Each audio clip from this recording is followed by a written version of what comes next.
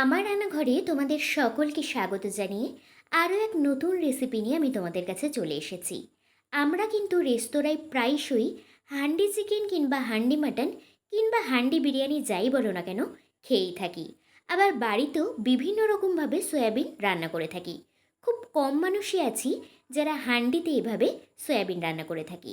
তাই আজ কিন্তু তোমাদের সাথে একদম নতুনত্বভাবে হান্ডি সয়াবিনের রেসিপি শেয়ার করতে চলে এসেছি। তার জন্য দেখো আমি প্রথমেই নিয়ে নিয়েছি সয়াবিন।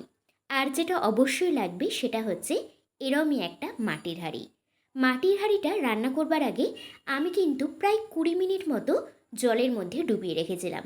রান্না করবার আগে মাটির হাঁড়িটা কিন্তু জলের মধ্যে ডুবিয়ে রাখা অবশ্যই প্রয়োজন, নয়তো রান্না যখন শুরু করা হবে আগুনের তাতে হাঁড়িটা ফেটে যাওয়ার সম্ভাবনা থাকে। এবার চলো রান্নাটা শুরু করে ফেলি। সবার আগেই প্রথমে যেটা করতে হবে, সয়াবিনগুলোকে ভালোভাবে সেদ্ধ করে নিতে হবে। আমরা সয়াবিন রান্নার জন্য যেভাবে সয়াবিনকে সেদ্ধ করি সেভাবেই কিন্তু সয়াবিন সেদ্ধ করে নেব। জলটাকে গরম করে নিয়ে তার মধ্যে দিয়ে দেব সামান্য পরিমাণে একটু লবণ, আর তারপরেই দিয়ে দেব সয়াবিনগুলো। প্রায় 3 থেকে 4 মিনিট মতো গ্যাসের ফ্লেম হাইতে রেখে সয়াবিনগুলোকে সেদ্ধ করে নেব। সয়াবিন সেদ্ধ হতে কিন্তু খুব একটা বেশি সময়ও লাগে না। দেখো সয়াবিনগুলো কিন্তু খুব সুন্দরভাবে সেদ্ধ হয়ে গেছে। এবার সয়াবিনগুলো একটু ঠান্ডা করে নিয়ে একদম জল চিপে আমি একটা বাটির মধ্যে নিয়ে নিচ্ছি। আর দেখে আশা করি বুঝতেই পারছো যে সয়াবিনগুলো কিন্তু ভীষণভাবে সফট হয়েছে। আর আমি এখানে ছোট সাইজ আর বড় সাইজ দুই ধরনেরই সয়াবিন নিয়েছি। এবার যেটা করব, সয়াবিনগুলোকে ঠিক যেভাবে মাংস আমরা ম্যারিনেট করি সেরকমভাবেই ম্যারিনেট করে নেব। দেখো আমি বড় একটা পাত্রের মধ্যে সয়াবিনগুলোকে ঢেলে নিয়েছি। এবার এর মধ্যে এক এক করে সব কিছু দিয়ে দেব।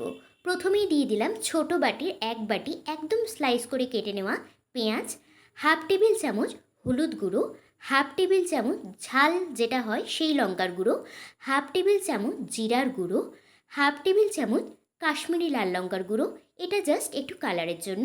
আর যেটা দিচ্ছি স্বাদ মতো লবণ, ওই হাফ টেবিল চামচ মতো। এবার 2 টেবিল চামচ মতো আদা রসুন আর টমেটোর পেস্ট আমি এর মধ্যে দিয়ে দিলাম। এবার যেটা দেব 2 টেবিল চামচ সর্ষের তেল।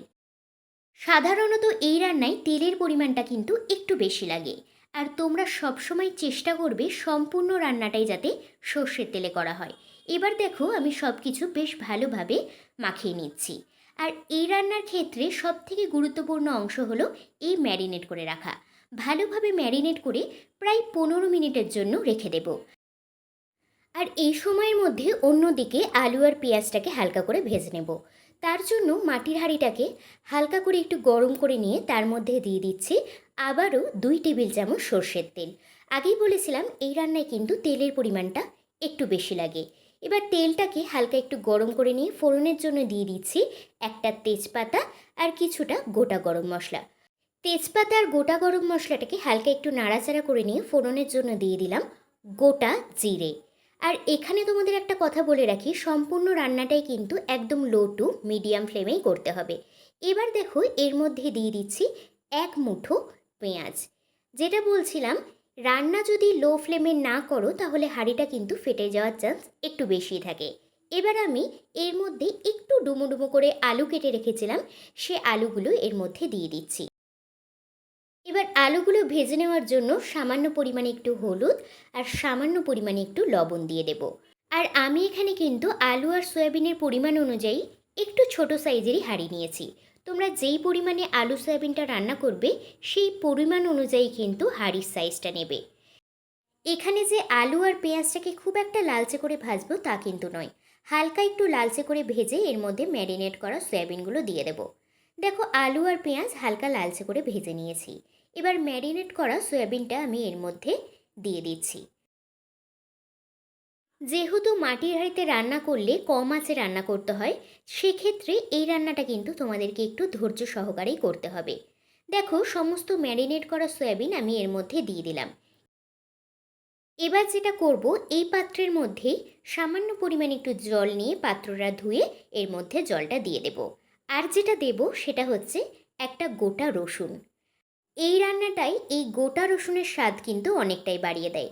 তবে তোমরা যদি রসুন খুব একটা বেশি পছন্দ না করো সেক্ষেত্রে এই রসুনটা স্কিপও করতে পারো। এবার রসুনটাকে ভালোভাবে ঢাকা দিয়ে নিয়ে 2 থেকে 3 মিনিট মতো একটু হতে দেব। আর 2 থেকে 3 মিনিট পর ভালোভাবে একটু নাড়াচাড়া করে নিয়ে ঢাকা দিয়ে রেখে দেব প্রায় 15 থেকে 20 মিনিটের জন্য। তবে এই 15 থেকে 20 মিনিটের মধ্যে মাঝে কিন্তু দু একবার ঢাকাটা তুলে নাড়াচাড়া করে নিতে হবে। মাঝে কিন্তু আমি দু একবার ঢাকাটা তুলে নাড়াচাড়া অবশ্যই করে নিয়েছি। আর এখানে প্রায় 15 মিনিট পর আমি আবারও ঢাকাটা তুলে ভালোভাবে দেখে নিচ্ছি। আর দেখে তোমরা বুঝতেই পারছো যে আলু আর সয়াবিন কিন্তু খুব ভালোভাবে কষানো হয়ে গেছে। এবার এর মধ্যে আমি যেটা দিচ্ছি সেটা হচ্ছে উষ্ণ গরম জল। তোমরা কিন্তু যতটা ঝোল রাখবে সেই পরিমাণ অনুযায়ী জলের পরিমাণটা ব্যবহার করবে। আর জল যেটা ব্যবহার করবে সেটা কিন্তু অবশ্যই উষ্ণ গরম হওয়া প্রয়োজন। দেখো আমি ভালোভাবে একটু সব কিছু মিশিয়ে নিয়ে আবারও ঢাকা দিয়ে রেখে দিচ্ছি বেশ কিছুক্ষণ। এখানে কিন্তু আমি এবার ঢাকা দিয়ে রাখবো প্রায় 20 থেকে 25 মিনিট মতো।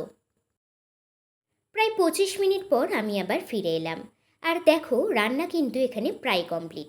এবার যেটা দেব সেটা হচ্ছে একটু গরম মশলার গুঁড়ো। আর যেটা দেব সেটা হচ্ছে সামান্য পরিমাণে একটু চিনি। তবে চিনিটা একদমই অপশনাল, তোমরা না চাইলে নাও দিতে পারো। এবার সব কিছু ভালোভাবে একটু মিশিয়ে নিয়ে গ্যাসের ফ্লেম অফ করে একটু স্ট্যান্ডিং টাইমে রেখে নামিয়ে নিলে রেডি হয়ে যাবে আজকের রেসিপি হান্ডি সয়াবিন। আর সম্পূর্ণ রান্নাটা এখানে আমার করতে কিন্তু 1 ঘন্টার একটু বেশি সময় লেগেছে। তাহলে নতুনত্ব রেসিপি তোমাদের কেমন লাগলো বন্ধুরা, কমেন্ট করে জানাতে কিন্তু একদম ভুলবে না। আর একঘেয়ে সয়াবিন বাদ দিয়ে একটু অন্যরকমভাবে ট্রাই করে দেখো। ঠিক এইভাবেই বানিয়ে দেখো, আর বানানোর পর কেমন হয়েছিল তাও কমেন্ট করে জানাতে একদম ভুলে যেও না। দেখা হচ্ছে পরের দিন আবার নতুন কোনো রেসিপি নিয়ে।